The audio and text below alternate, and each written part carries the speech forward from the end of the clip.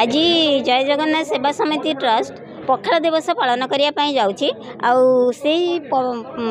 पखाड़ दिवस एक स्वतंत्र और निरा भाव में पालन करने से जाऊँगी। पखाड़ दिवस आम ये पालन करुचे पखाड़ तो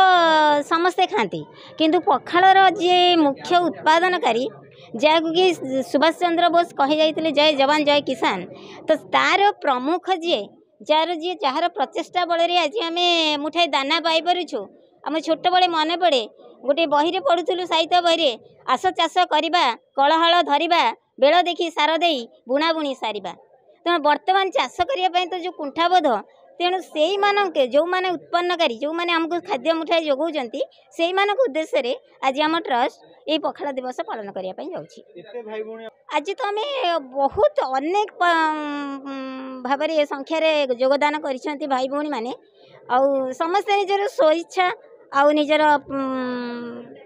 परिश्रम और निजर समय बहुल समय सब देकी से माने आज उपस्थित रही आउ जय जवान जय किसान लाल बहादुर शास्त्री जी आमर से कही तेणु आज जो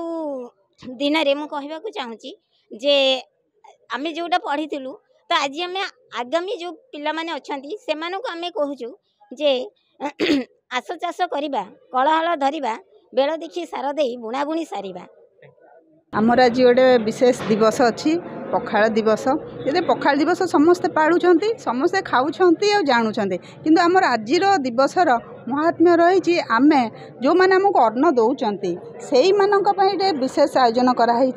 समस्ते आज्ञा देखूँ खाऊचु पीऊचु घरे बसुचु टीवी देखुचु एंजॉय करचु जो खाद्यटा आम पेट को जाऊँगी जहाँ द्वारा आम शांति रही पार्छु देखी पार्छु सी खाद्य जे उत्पन्न करमर प्रिय चाषी भाई माने तांको आम विशेष आकर्षण आज तांको आम पूजा करवा स्वागत करवा तांको जदि आम द्वारा हो पार मुठाई खाया को दे पारे कहीं सी आम समस्त पेट बुझी दौरान खाद्य दौरान बेले आम बंचीचु कि किसी करूँ कि आराम से घरे रही पारुछु तेणु से ही पूजा थाली आम तो जिते पूजा कले हेनी प्रकृत से प्रथम पूजनीय कहीं पेट शांति हेले सबू शांति तो ये पूजा करने आम आयोजन करम रहीचु। गोड़ आगे प्रथम पाद धोईदबा तापर चंदन सिंदूर टे फूल पकईकी दीप देकी बंदेदबा मु छोट आम पिसीमा गाँव को जाऊँ से छोट होते तो खेल बिल पूरा लंबा लंबा बहुत दूर पर्यटन पड़े किंतु एबे मु जाइए रिसेंट बुलिया आ बिल देखा जाऊँ सबुआड़े खाली घर माड़ बिल नहीं चाषी भी ना जो चाषी मैंने सब थे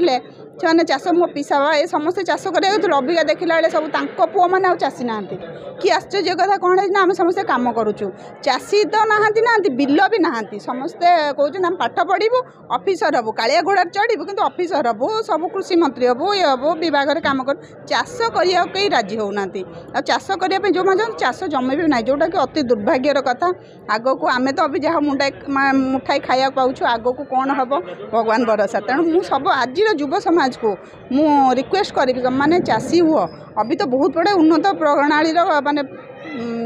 बाहरी गला सब इंस्ट्रूमेंट